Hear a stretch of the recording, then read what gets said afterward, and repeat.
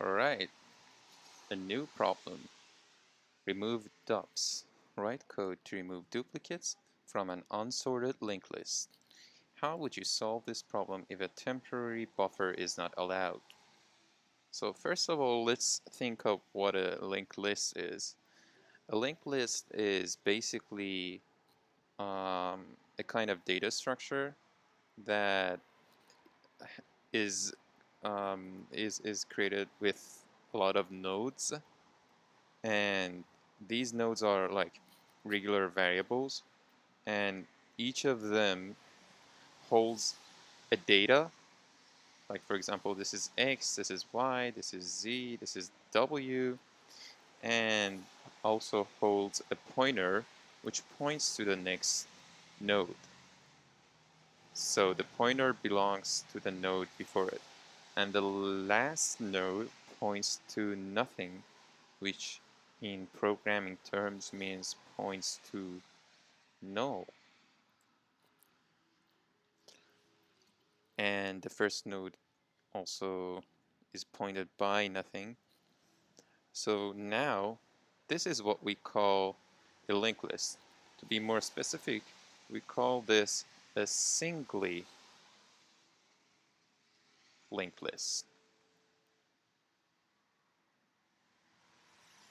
All right, I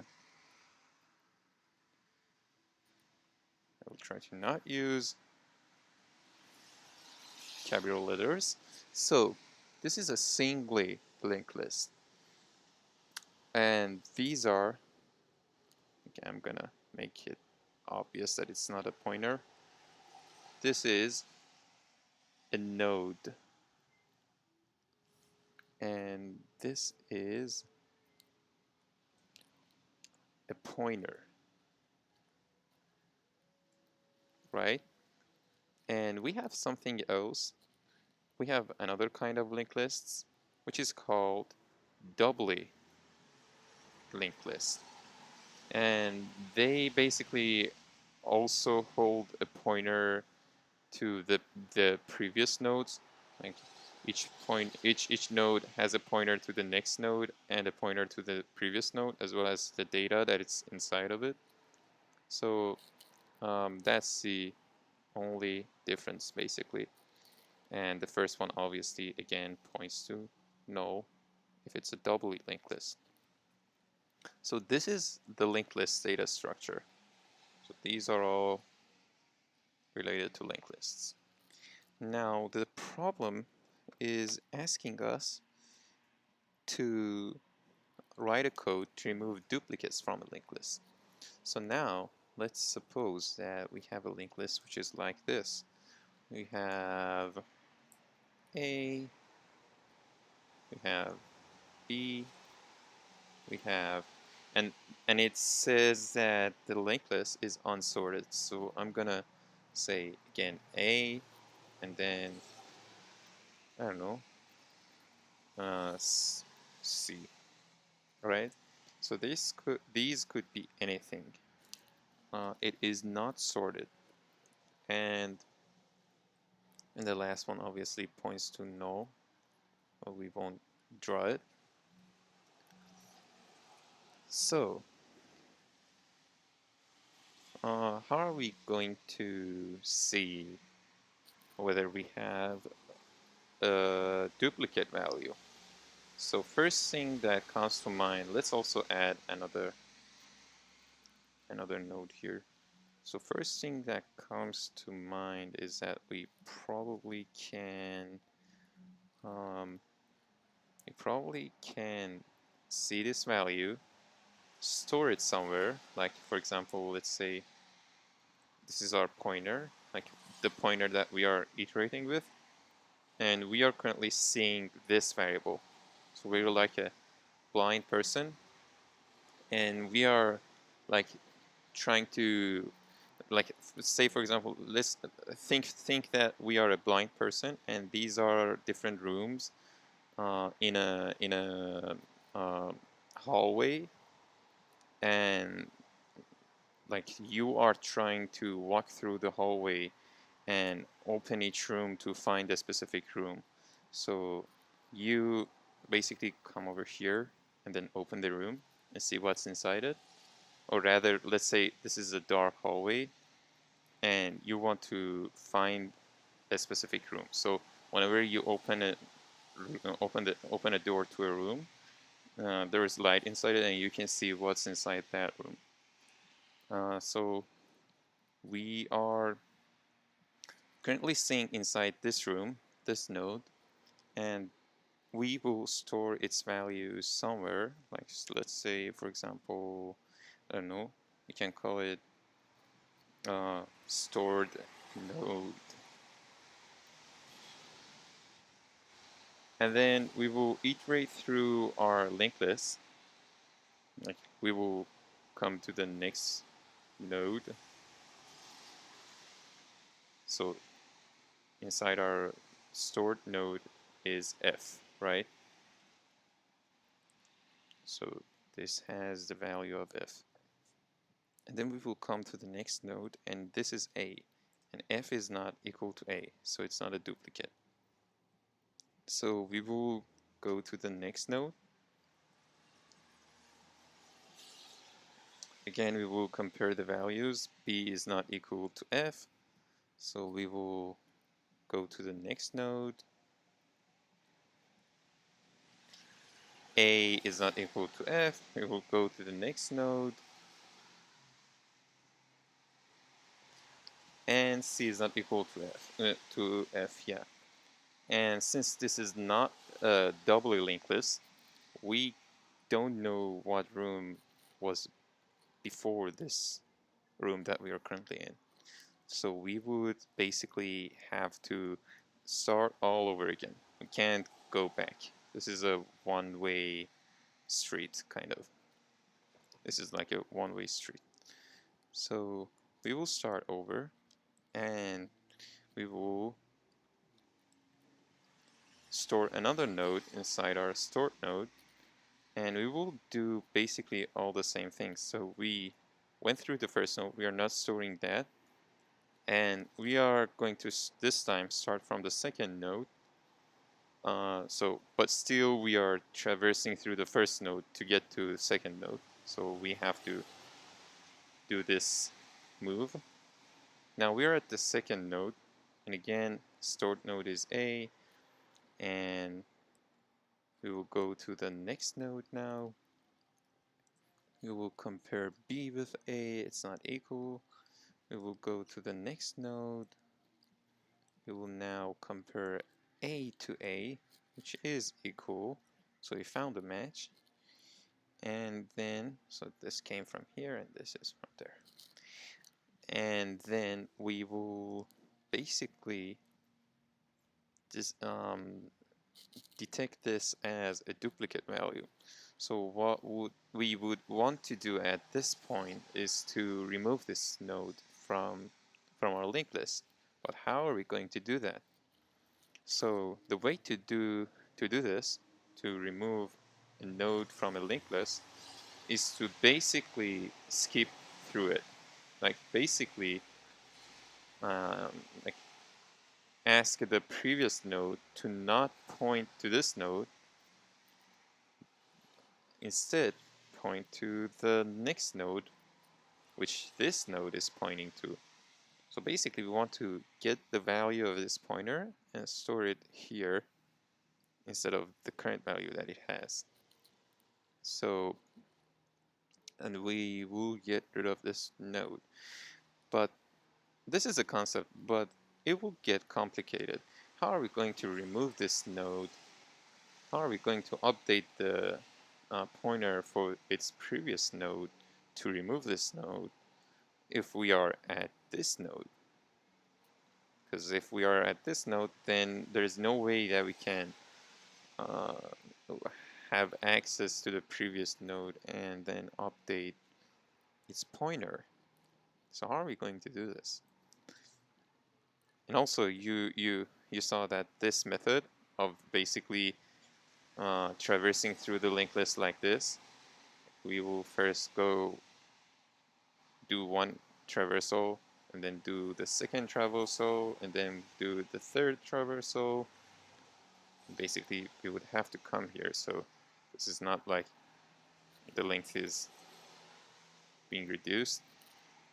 And we would have to do a fourth traversal. So 4 traverses for a linked list of length 5. So it's almost O of n, right? No, it's O of, sorry, O of, there are n nodes that we're traversing through in each traversal, and we are doing n minus 1 times of traversal. So we are basically traversing n times n minus 1, which is almost n squared, which is not good. And again, even though if we get along with it and work on this algorithm, we don't have access to the previous node over here. So that's something that we have to work around. Now, what else can we do?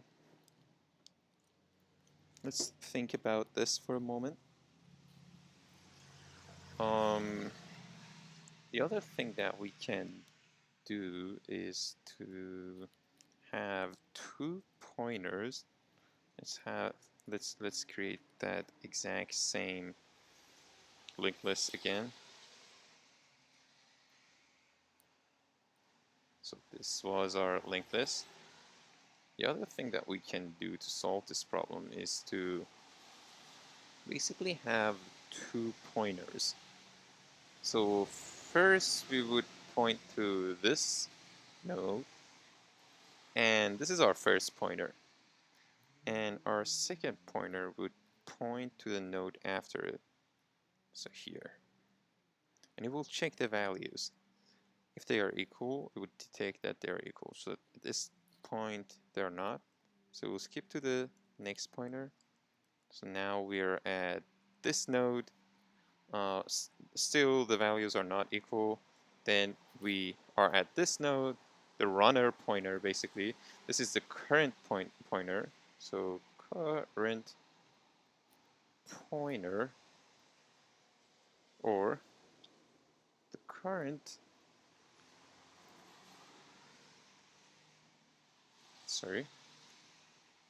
node, and whatever that comes after it is the runner pointer, or in this case we are storing nodes in our pointers, so runner node.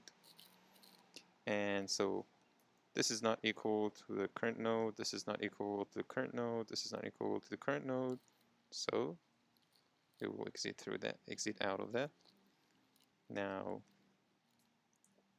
this is similar to the previous one. We are basically doing the previous one still. So after that, we will start all over again. And we might need a third pointer for this, but we'll see. So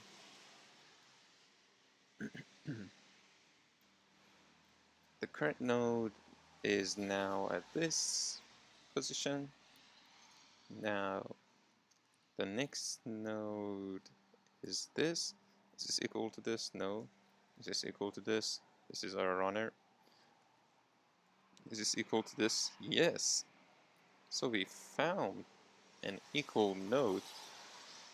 But again, how are we going to update this pointer? So at this point, I would say if we had 2 pointers while we were traversing through the linked list, as soon as our runner pointer detected something, we could basically get this value from this pointer and get this value and put it inside this value, this variable, in this pointer. So we can basically assign that to this. But that would require us to create 3 pointers. Is this the right thing to do? I don't know. Maybe it is. Let's think about it. So what would be the best conceivable runtime for this algorithm? So as we mentioned, this would probably take O of n squared runtime. So this is our runtime. And it would take, I would say, O of constant as space complexity. Because no matter how big the linked list gets, we will always need 3 pointers, and we will always work with 3 variables. So, O of n squared. Is this good? Should we do this? Um,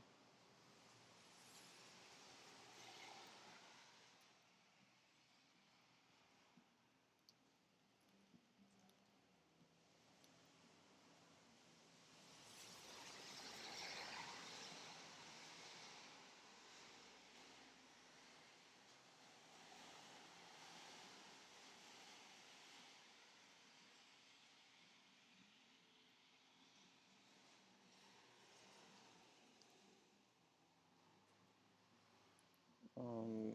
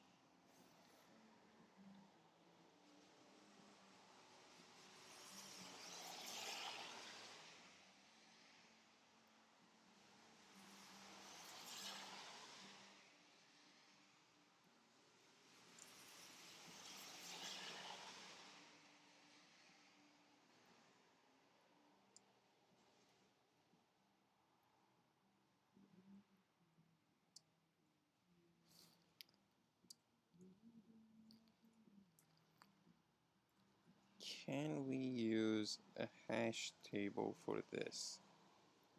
Can we use a hash table? Um,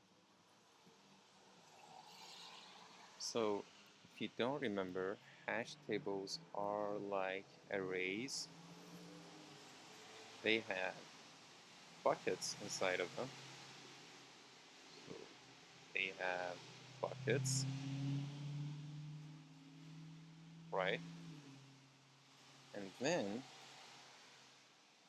what happens is that we will have a hashing function, and as soon as an element is evaluated by the hashing function, is resolved by the hashing function, it will be assigned a bucket, and um, we will put the element that we're currently iterating over into a bucket of our hash table. But the thing is that buckets can only store one values. So in order to store multiple values, we will actually store them as linked lists inside the hash table. And that would kind of create a two-dimensional data structure. So this is our entry point. We will only be able to access the hash table through, through the buckets that you see at top in the array, and we don't know the length of each of these linked lists. It's like that blind person analogy in a hallway, or the analogy of you as as a person that can see in a dark hallway and having bright rooms. So you won't know how many doors are there in that hallway, but you will know after you traverse through the hallway. So this would be kind of our hash table, and these would be our entry points at the top. So these over here are our entry points. Now, how can we combine these two? So maybe we will not implement this part that has the linked lists, and we will only store, we are trying to go through this linked list in a single pass and do not use, this time we are using storage buffer, right? This time we are actually converting our data type from a linked list to a hash table, so we are using much more space. So for this, I would say it requires, at the worst case, O of n. If we find no repetitive nodes, I will explain that. I would explain why. And for runtime, I would say it requires, since we have to traverse through everything once, let's write it down and we will get to the O of runtime. So in order to make this data structure off of this linked list, so this is our node, this is a runner node. In order to make this out of that, we would have to go through each element and then run them through our hash function, and then it would automatically assign each node to its own bucket in the hash table, and we will put them there. And if ever we face a condition, a situation that two, this is A, this is B, two items that are run through the hash table are assigned to a bucket, to numbers or to nodes, are assigned to a bucket that already has a value, it will know that that node is probably a duplicate. So we will have to go through the linked list at least once. But the issue with this method is that we don't know the length of our linked list beforehand, right? And whenever we want to create our hash tables, we have to give them initial lengths. We would have to kind of know what size our hash table would be beforehand. So how can we mitigate this?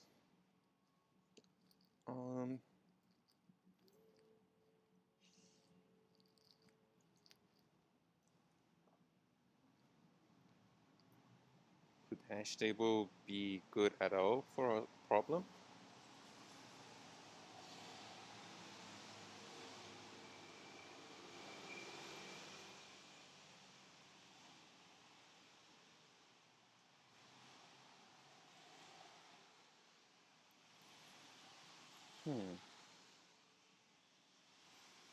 I would say if we went with this method though, for the O of runtime, it would give us something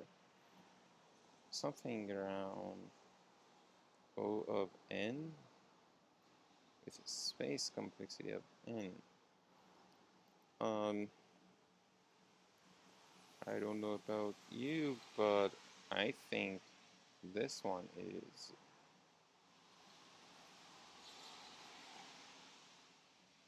Is this one better? No, maybe this one is better. But how are we going to do this? Can hash tables resize themselves?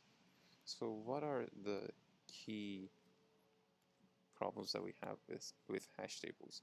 So are hash tables resizable?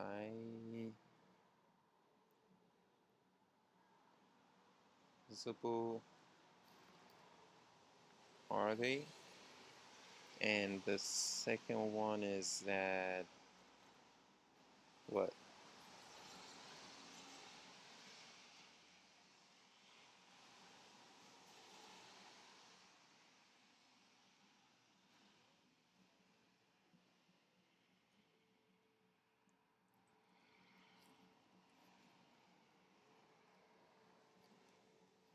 The second one.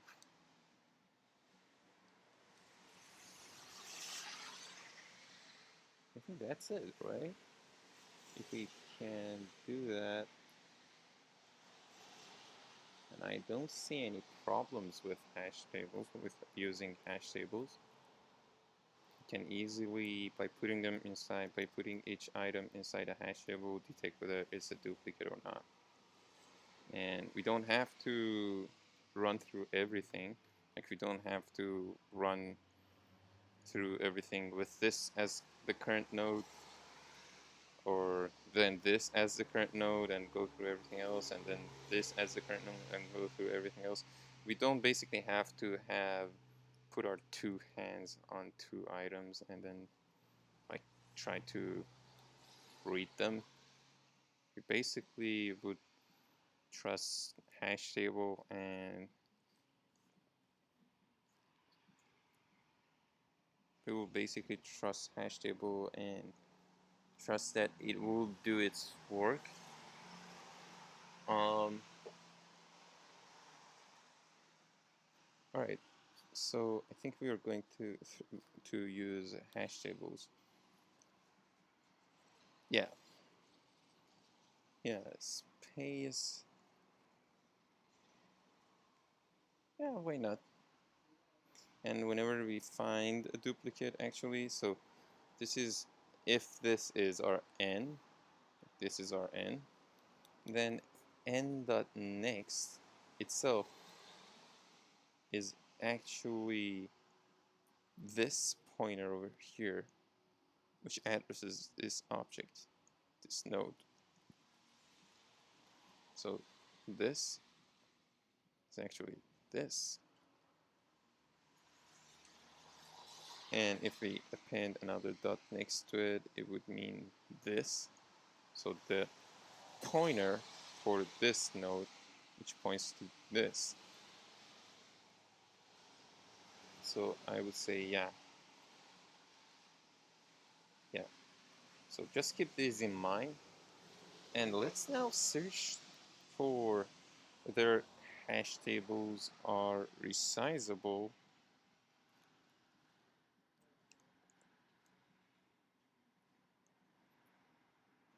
Yeah, let's do this. So are hash tables resizable in Java?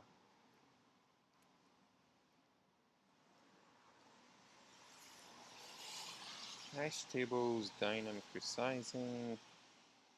The growth of hash tables load factor, number of collisions increases.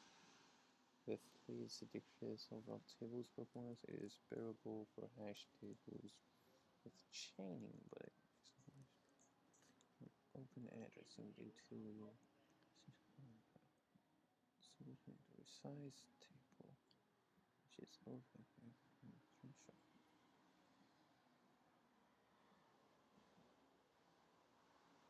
So in two cases, it is filled too tight, or it is filled too rare. And we consider only the first case here to maintain.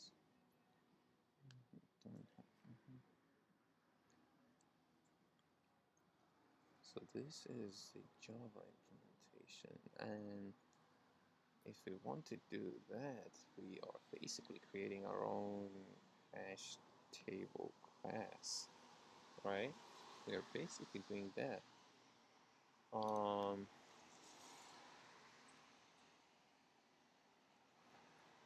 We can also use hash maps. We've used them before.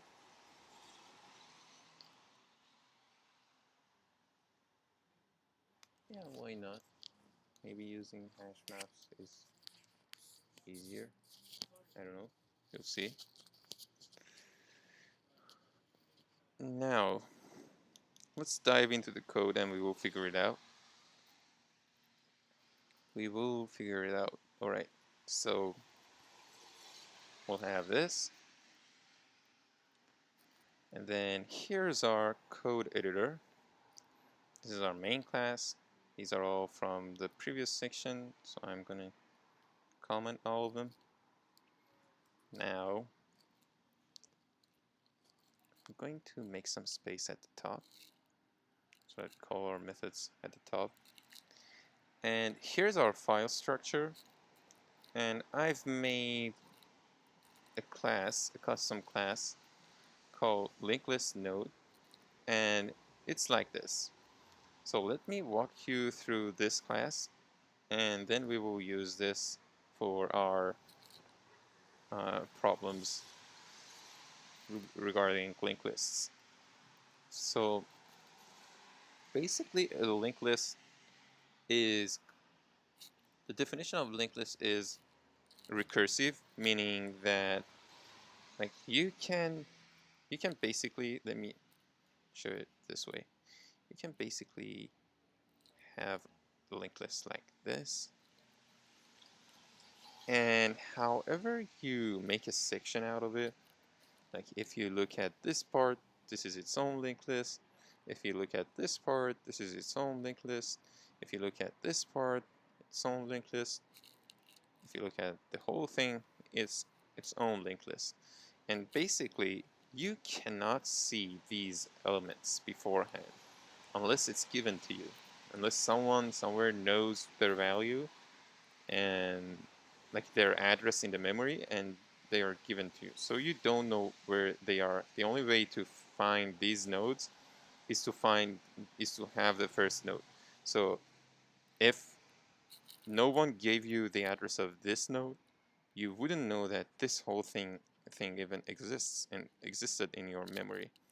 So if they give you the address of this node, you would have the whole thing as a linked list, because then you would have the address to the next node, the next node, the next node, the next node, and the whole thing.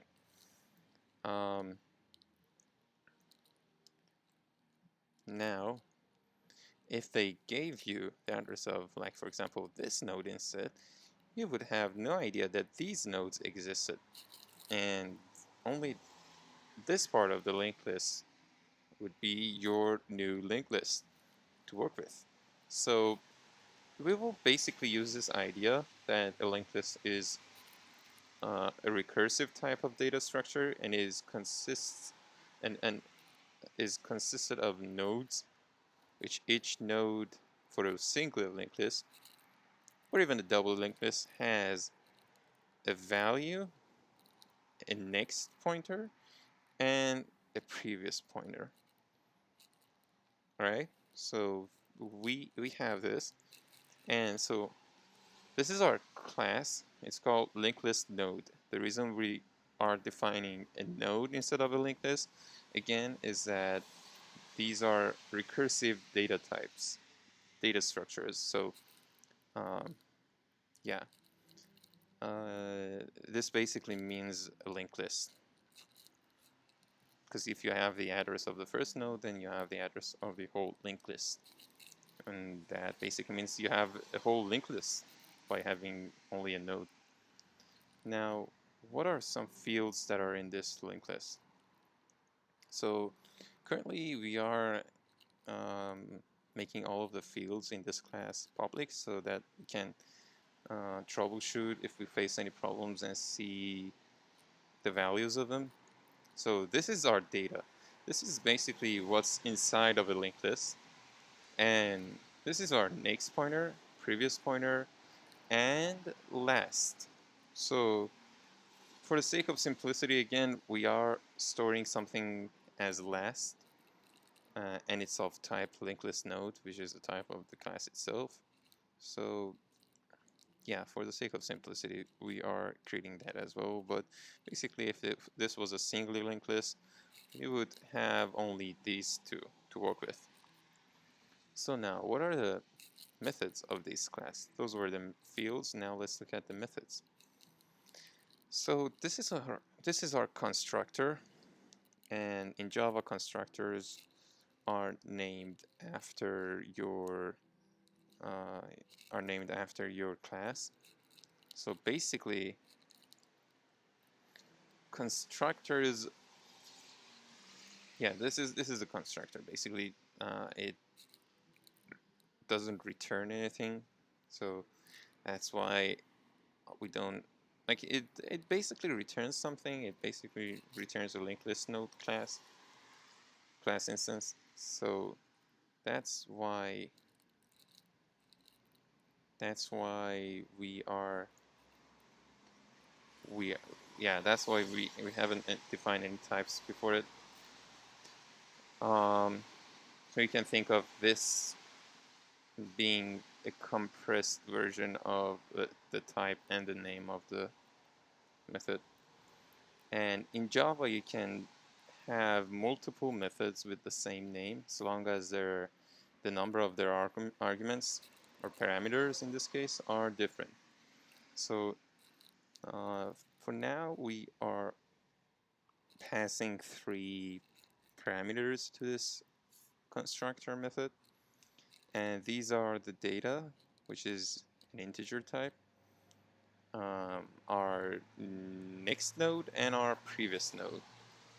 And what we're doing basically is that we are taking the data field and putting the argument d inside of it, and then set next we will call the method, which we will create later on, called set next, and like assigning n to it, and then assigning set previous to it, and p to set previous. And if we get only one argument, like for example d, we will only assign the data of the node, and if we get nothing, we will do basically nothing. Now I'm going to make another method for when we only get the next node, which is of type node, and then at this situation we will only set the next node. So this is for a single linked list, which will happen quite so often in these problems that we're going to solve. So these are all the constructor methods. So now I'm going to remove the spaces, the line breaks between them. So now these are the methods that we were calling. So first of all, set next. What does it do? It takes a node, and this node is supposed to be our next node. And basically, what we are doing is that we are checking to see whether this node that we are currently at is the last node. If it is the last node, then we are assigning it to the last field of this class. Otherwise, what we're doing is that we are going to the previous node of the current node, and then if the yeah, we are going to the previous node and checking to see whether that is equal to the current node, and if that's the case, and the current the parameter that the argument that we are given is not null, like if we actually have an argument and the previous node of our argument is not the current node, so basically if the previous node is not pointing to the current node, we will also make the previous node to point to the current node. And our setPrevious method basically does the same thing, but this time for the previous node. And we have two other methods. One is clone, and which duplicates the linked list, makes a copy of linked list, and print, which we created for checking the values inside the linked list. It's basically a loop, and while the current node is not null, it would print the data of the node and then iterate through and go to the next node, gets the value of the next node and assigns it to n, and then starts all over again until n is null, and it will get out of the loop. So it will print, the data of the node. I will actually improve this and make this even more interesting. So I would say let's not print this in a new line. Let's print it as usual, and then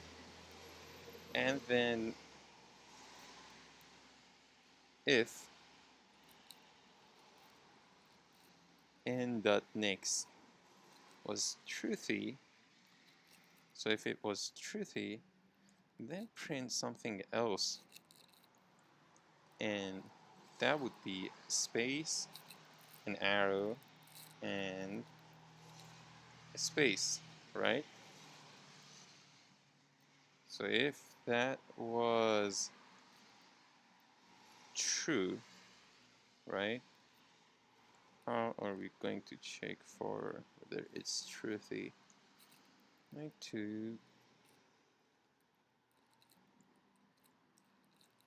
so if n.next existed, if n.next was not null, right? Yeah, if n.next was not null, then print that as well, and then do this all over again. And now let's test, see if that actually works. So we are going to create a linked list node. So we are importing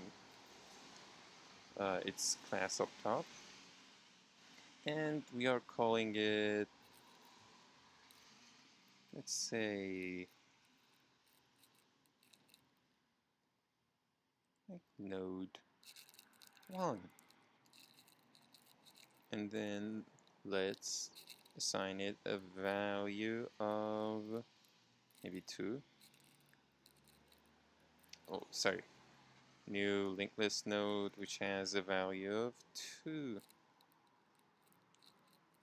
I'm going to declare these with var keyword for simplicity. So var node 2 is a new linked list node, and we are using the constructors here, so these are the things that we are actually calling with a new keyword. So if we pass it one argument, we are only using this constructor, and if we pass it two arguments, we are going to use this instead. So let's, for example, give it random data, and then we will link the nodes together.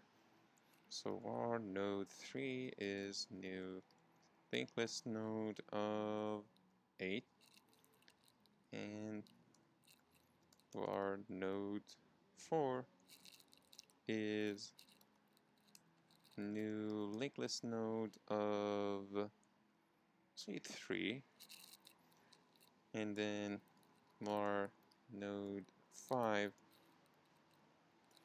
is a new linked list node of 5,